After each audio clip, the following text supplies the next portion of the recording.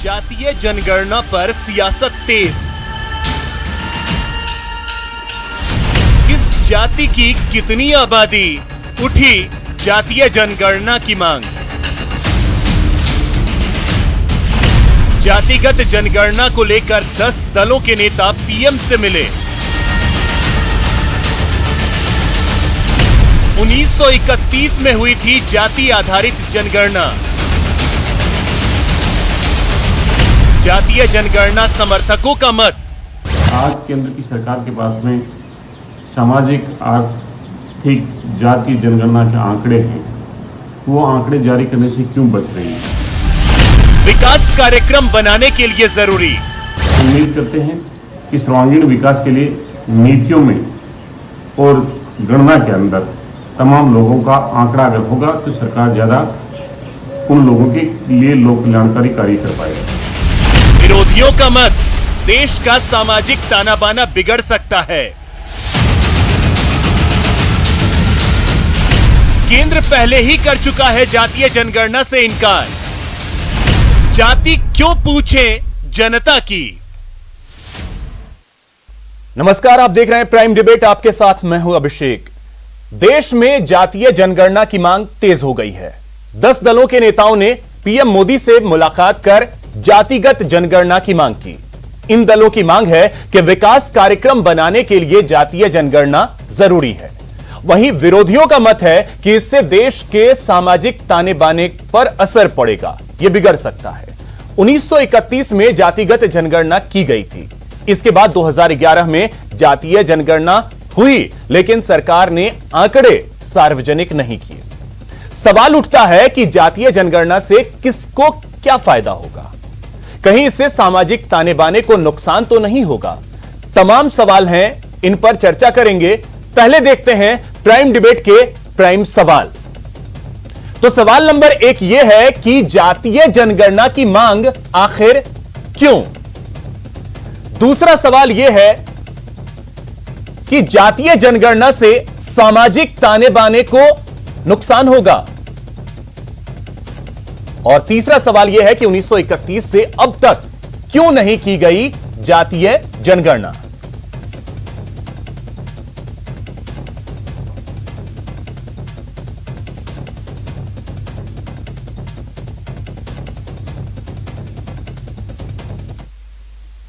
तो चलिए चर्चा की शुरुआत करते हैं। हमारे साथ गेस्ट पैनल है। सबसे पहले परिचय करवा दूं, हमारे साथ जुड़ रहे हैं राजेंद्र मेघवाल जी, कांग्रेस नेता हैं, मुकेश पारिक जी बीजेपी नेता हैं, और अवधेश आकोदिया जी वरिष्ठ पत्रकार हैं। सर, आप तीनों का बहुत बहुत स्वागत है न्यूज 18 राजस्थान पर। राजेंद्र जी, चर्चा की शुरुआत मैं आपसे ही करना चाहूंगा। सबसे पहले तो जानना चाहूंगा कि कांग्रेस का स्टैंड क्या है जातीय जनगणना को लेकर। देखिए, सबसे पहले तो मैं ये बताना चाहता हूं कि भाजपा का ओबीसी विरोधी चेहरा बेनकाब हो रहा है। और ये बात तो मतलब राज्यों के अंदर 127 में संशोधन द्वारा राज्यों को ओबीसी की सूची बनाने का अधिकार देते हैं और ऊपर से गेंद राज्यों के पाले में डाल देते हैं, जबकि आपको पता है कि 50% की सीमा मतलब संविधान के तहत लागू की गई है। तो ये इस तरीके की बातें हैं। और मैं आपको अगर इसके परिप्रेक्ष्य में बात जातिगत तो जनगणना का मतलब ओबीसी कैसे हो गया? सर सुनिए, ओबीसी ये मुद्दा जो चल रहा है इस वक्त, जो सबसे ज्वलंत मुद्दा है, वो ओबीसी की जातिगत जनगणना को लेकर है।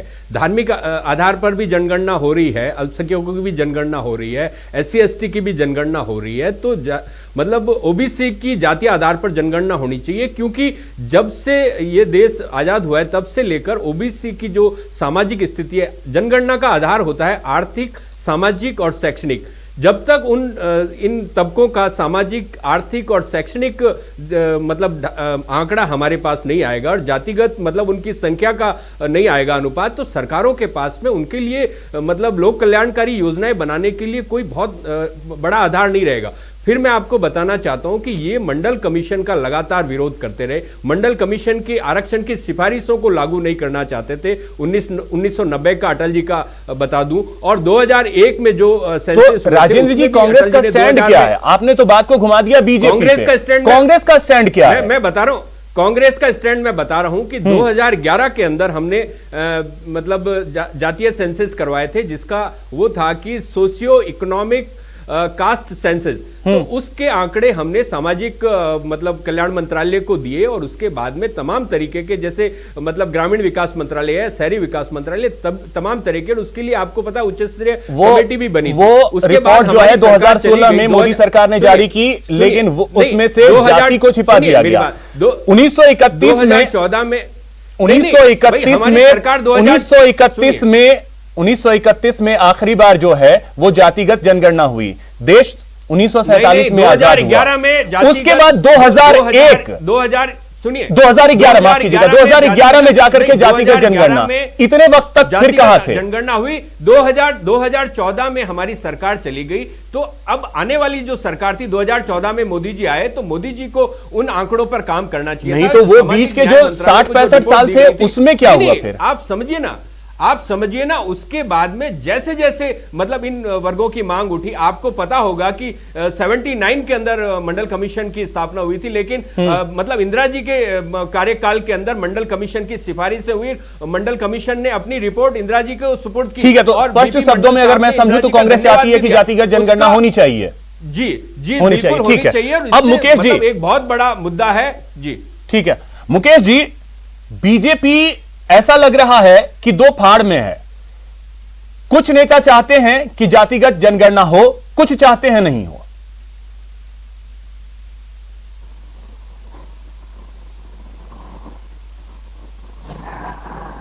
आपकी आवाज मिल रही है आपको मुकेश जी? आवाज नहीं आ रही है। आवाज मुकेश जी आवाज आ रही है आपको? हाँ, अब बोलिए, दोबारा रिपीट करिए बीच में। बीजेपी का स्टैंड क्या है जातिगत जनगणना को लेकर के? कुछ नेता तो कह रहे हैं कि होनी चाहिए, कुछ का बयान क्लियर होकर के आ नहीं रहा। देखिए ये विषय राजनीति का नहीं है, यह विषय राजनीति करने का नहीं है, यह विषय चर्चा का है।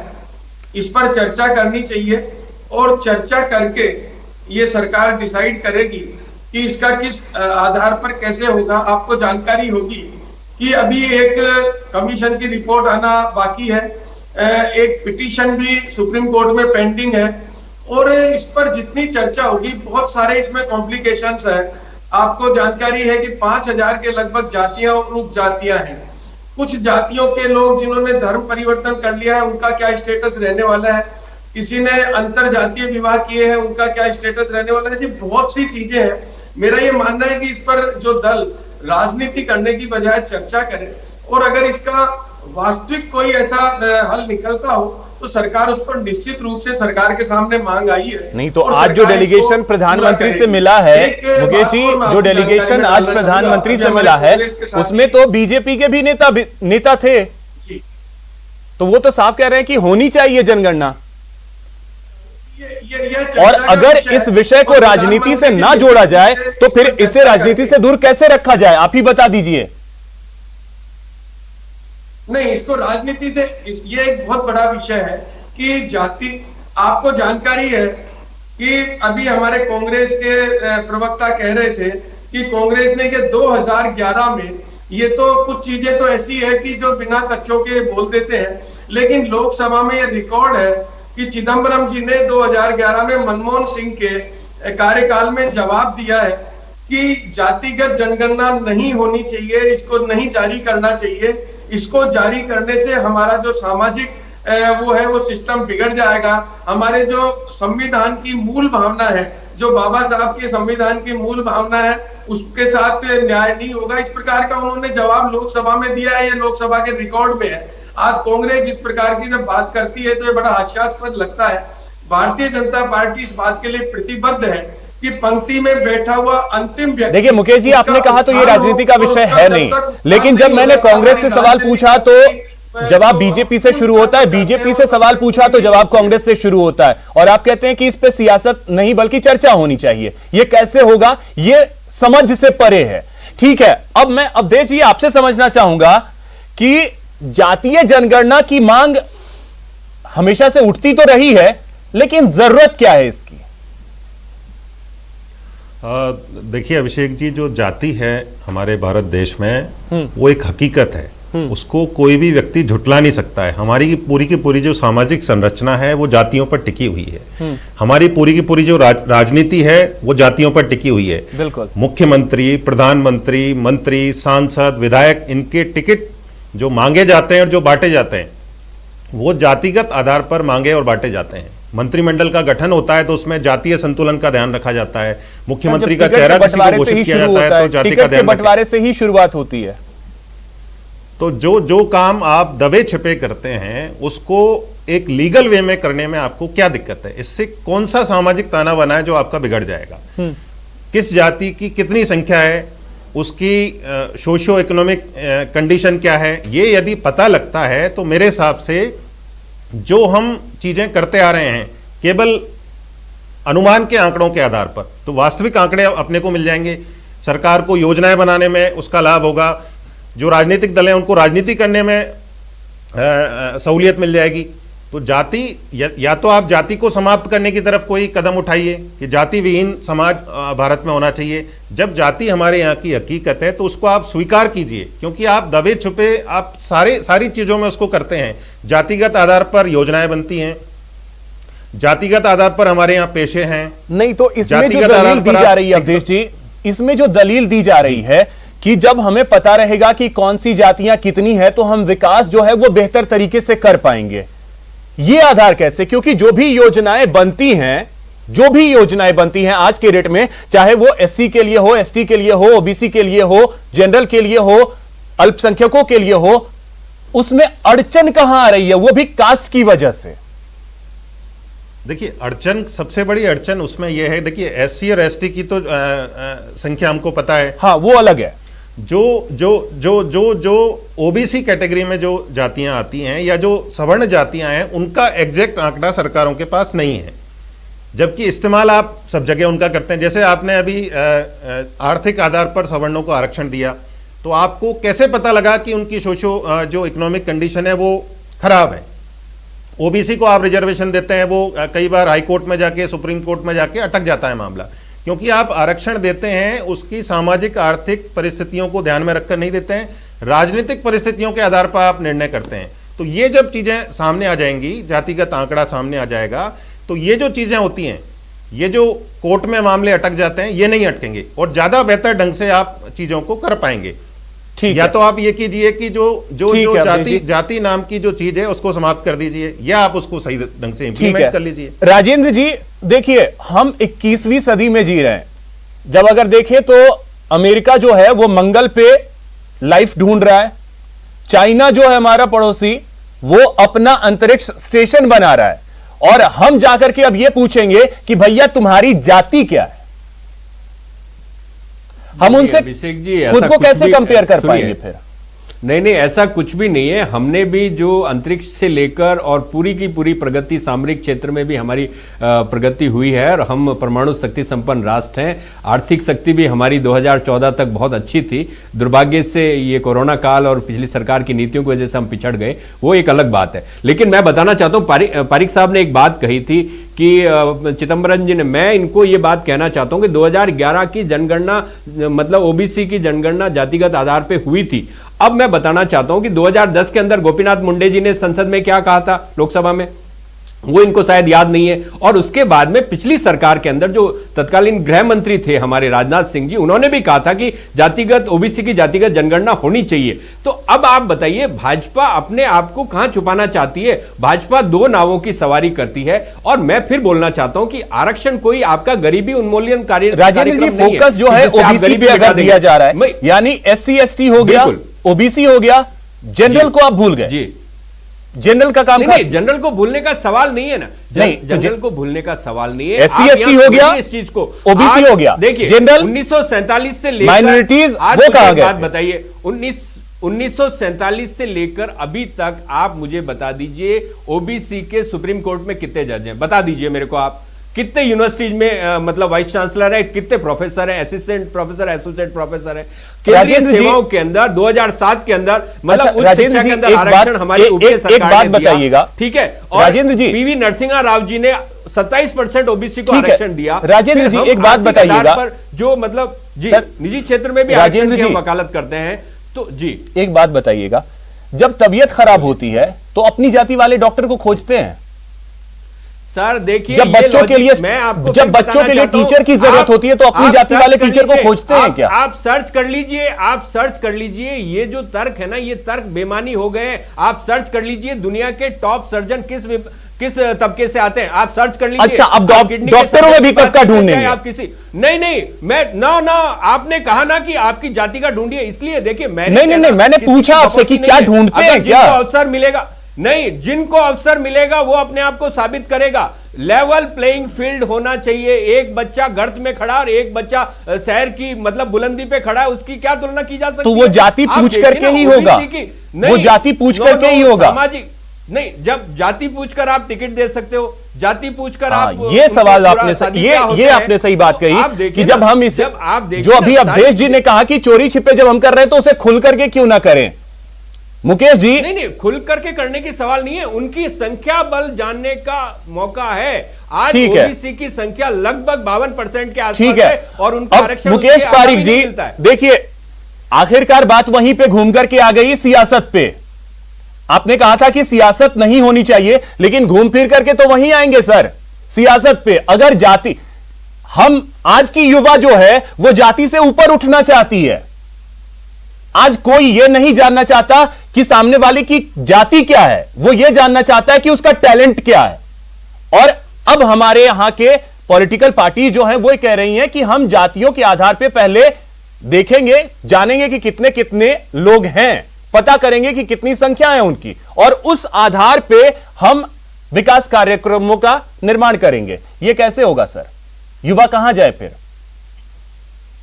देखिए, मैं पहले राजेंद्र जी की बात का जवाब देना चाहूंगा। उन्होंने बार बार अभी ओबीसी की बात उठाई। ये पहला केंद्र का ऐसा मंत्रिमंडल है जिसमें 35% संख्या ओबीसी मंत्रियों की है, 11 महिलाएं मंत्री हैं और 20 एससी और एसटी के केंद्र में मंत्री हैं। ये कौन सी बात करते हैं कांग्रेस वाले? ओबीसी के मंत्रियों की संख्या बताने में तो शर्म नहीं आई, जातिगत आंकड़े बताने में शर्म आ रही है। आपको जानकारी नहीं, आप अपडेट नहीं है पहले। आप देखिए ना, आपको ओबीसी के मंत्री बताने में थोड़ा सा भी शर्म नहीं आ रही है। आयोग को संवैधानिक दर्जा देने की जब बात आई तो कांग्रेस ने लोकसभा में इसका विरोध किया। अरे मंडल कमीशन की सिफारिशों का विरोध, मतलब प्रधानमंत्री उस वक्त के जो थे आपके अटल बिहारी वाजपेयी, उन्होंने विरोध किया। 2001 की सेंसस के अंदर उन्होंने कहा कि जाति का कॉलम नहीं होना चाहिए। अरे भाई कैसी बात करते हो? आप ओबीसी का वोट तो चाहिए। नहीं गलत बात कर रहे हैं वो, उनको ओबीसी का वोट तो चाहिए लेकिन उसका हित नहीं करेंगे कभी भी। ये अंतर है, इन्होंने हमेशा जातियों को, समाजों को वोट बैंक माना है। कांग्रेस की ये धारणा रही है कि जातियां इनके लिए वोट बैंक है, इनके लिए धर्म के जो लोग हैं वो वोट बैंक है। ये वोट बैंक को मानने वाले लोग हैं। हमारी पार्टी राष्ट्र हित में कार्यकर्ताओं की पार्टी है। ठीक है मुकेश जी। अब अवधेश जी मैं आपके पास आ रहा हूं, आपसे जल्दी से चाहूंगा क्लोजिंग कमेंट कि देखिए बात तो जो निकल करके ओवरऑल सामने आ रही है कुछ नहीं, साधना बस उस ओबीसी को है, ऐसा लग रहा है। जी बिल्कुल अभिषेक जी, देखिए जो ओबीसी का जो पूरा के पूरा ओबीसी में जितनी भी जातियां हैं वो पॉपुलेशन का मेजर कंपोनेंट वही है। यदि आप उसकी गणना कर लेते हैं तो वो कल को नौकरियों में आरक्षण मांगेंगे, राजनीति में अपना प्रतिनिधित्व मांगेंगे। बीजेपी को ये राजनीति सूट नहीं करती है क्योंकि उनका जो ट्रेडिशनल वोट बैंक है वो जो सवर्ण जातियां हैं वो हैं, फिर उनका जो पूरा के पूरा दायरा है वो सिमट जाएगा। ओबीसी की जो संख्या है उसके हिसाब से उनको वो प्रतिनिधित्व मांगेंगे नौकरियों में भी और राजनीति में भी। ये यदि मांग लंबी चली गई, ये जो पूरी मुहिम है ये आगे चली गई तो बीजेपी को इसका राजनीतिक नुकसान हो सकता है। बीजेपी हमेशा से इसके लिए सतर्क रही है, चाहे वो मंडल कमीशन की बात हो, चाहे उसकी सिफारिशों को लागू करने की बात हो। वीपी सिंह सरकार ने जब किया तो भाजपा ने उसका विरोध किया। उसकी वजह यही है क्योंकि बीजेपी का जो कोर वोट बैंक है वो इससे दूर हो जाएगा और जो दूसरे दल हैं वो ओबीसी जो पूरा के पूरा तबका है उसको उसका राजनीतिक फायदा मिलने की संभावना रहेगी। चलिए, हमने तो यही सुना था कि जात ना पूछो सादगी, पूछ लीजिए ज्ञान, लेकिन अब जो राजनीतिक पार्टियां हैं उनका यह कहना है कि नहीं भैया, जाति भी पूछना जरूरी है। और कहा भी यही जाता है कि जाति है कि जाति नहीं। बहुत शुक्रिया आप सभी का हमारे साथ जुड़ने के लिए, प्राइम डिबेट में शामिल होने के लिए। फिलहाल इतना ही, नमस्कार।